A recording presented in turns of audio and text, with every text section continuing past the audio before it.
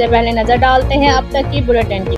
जी बिल्कुल, CO health doctor Anjum Iqbal की ज़ेर निगरानी deputy district health officer doctor Mansoor Rehan ने अपनी टीम और पुलिस के हमरा विहाड़ी के नवाही इलाका कोट सदात में कार्रवाई करते हुए आजम शाह नामी अताई की बैठक में बनाए गए गैर कानूनी गोदाम पर छापा मारकर लाखों रुपए मालियत के मुख्तलिफ मल्टीनेशनल कंपनियों के फिजिशियन सैंपल बरामद कर लिए, जबकि अताई आजम शाह और शहजाद शाह महकमा हेल्थ की टीम और पुलिस को देखते ही मौके से फरार होने में कामयाब हो गए।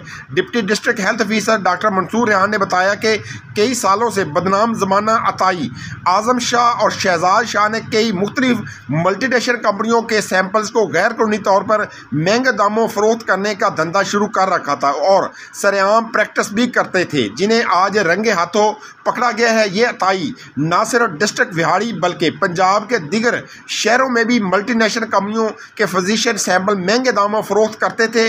मुलजमान के खिलाफ थाना लुडन में कार्रवाई के लिए इस्तगासा भी दे दिया है और कानून के मुताबिक कार्रवाई अमल में लाई जा रही है। उन्होंने मजीद कहा कि जिला विहाड़ी में किसी को भी अतायत फैलाने और गैर कानूनी काम करने की हरगिज़ इजाज़त नहीं देंगे। हुकूमती हदायत के मुताबिक सीओ हेल्थ की सरबराही में अताइयों के खिलाफ क्रैकडाउन जारी रखेंगे। महकमा हेल्थ की टीम ने अताई के इस गैर कानूनी गोदाम से कुछ मेडिसिन बतौर सबूत कब्जे में लेते हुए उसे सील कर दिया, जबकि दीगर अताई हेल्थ टीम की खबर सुनते ही अपने गैर कानूनी अड्डे बंद करके फरार हो गए। दूसरी तरफ बड़ी कार्रवाई पर शहरियों ने महकमा हेल्थ की टीम की कारकर्दगी को सराहा।